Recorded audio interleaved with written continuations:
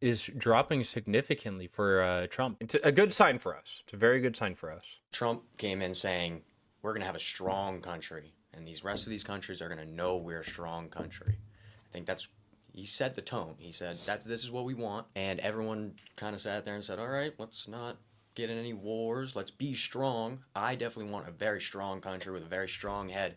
We love strong leadership, Oh, God. Hearing men talk sometimes. but can't go back on something you're saying just because you want to be strong. You can't go back on saying, no, we're not going to go into wars, but we have to be strong. You need to find that middle place, or don't say that we will not go into any new wars. We will They're not not be in the happy Middle with them, East. people. Don't say that if that's not what you're going to do. Iran is now, with what defense they have, tried to just attack anyone who has American aid or a way to help defend the United States or bases. And I think that's just them sort of scrambling one last gasp of air. And it would be nice to see regime change, not saying that we should necessarily be boots on the ground involved and as deeply entrenched as, say, Iraq. But But that's where we're heading, that's sort of dude. my thought. It's I your think president. it's overall positive. Obviously, we're advocating for regime change, which I think is needed, but there's really no plan, or at least not from what we've seen, there's no plan in place for that regime change. You know, he's telling the people of Iran to rise up and take over the government, and that's easier said than done. Like, I just don't feel like there's a plan in place right now. So why are we? I agree with the killing of their supreme leader, but why are we taking these actions when there's no specific plan right now, or none that we know of? The U.S. has no authority, no outside government has any authority to kill any country's supreme leader. Give me 3 seconds, chat. I need to inject myself with estrogen. Give me 1 second. I forgot to do it this morning. I need to order a new Sharps container. Anyways, yeah, a new survey came out from, where are they? The Third Way. This was last month, but this is now getting traction now because this interview also came out. New Hampshire's in a college library lined up volumes of American Greatest Presidents. 6 young men voted for Donald Trump, gathered to size up a second term, while students from a very small sample size their mixed reviews, including criticism, what several called harsh immigration enforcement and frustration over rising prices, mirror a broader shift in national polling that shows the Republican president is losing ground with young men, which is a very good thing because young men swung because the Democrats truly have nothing for young men. Democrats have nothing for young men to cling on to. They are a block of voters that are incredibly important, half the population, or you could say a quarter of the population if you wanted to. But they're such an essential part of the population to get approval rating at 32%, disapproval of 66%, paltry of 26% of young men would back JD Vance, with 55% opposing and 17% unsure. 61 supermajority young men says Trump is not fulfilling his campaign promise to put America first, including 25% of young Republican men and 64% of independents. This is very good for us. Very good for the midterms. Pre-2028 election support for JD Vance against. Is Trump fulfilling? Nope. Has Trump impacted young men's personal finances?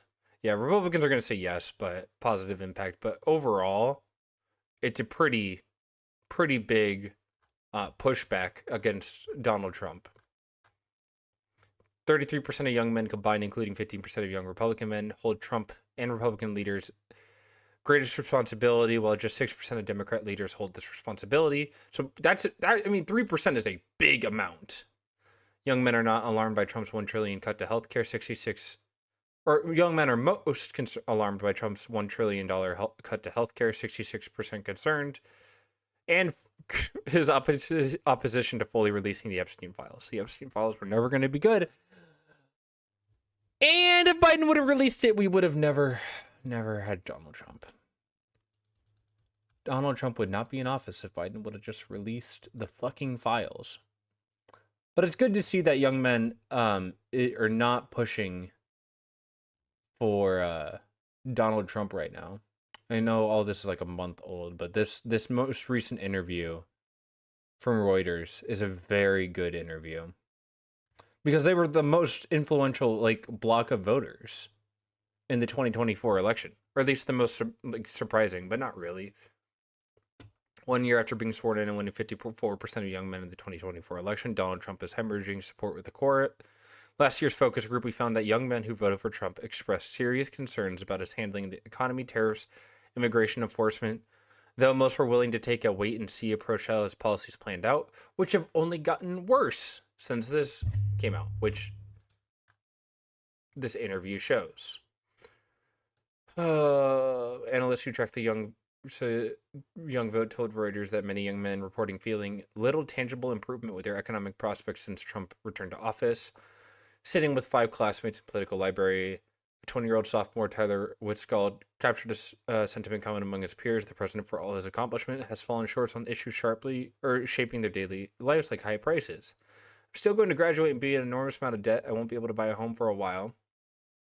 I'm grading Trump a C or C+, describing his disappointment in the president's efforts to tackle domestic economic issues. None of the students said they regret their vote, viewing the 2024 nominee, then Vice Harris, as a continuation of a presidency they associated with unchecked immigration and spiraling cost.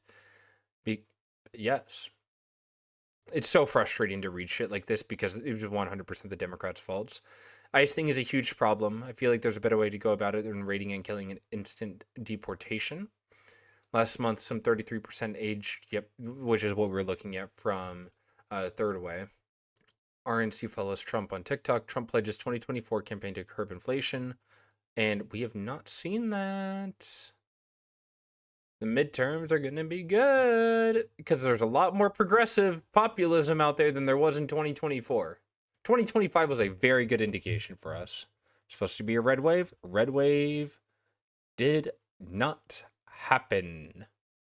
I mean, young men love Obama, so not surprised that they love Trump.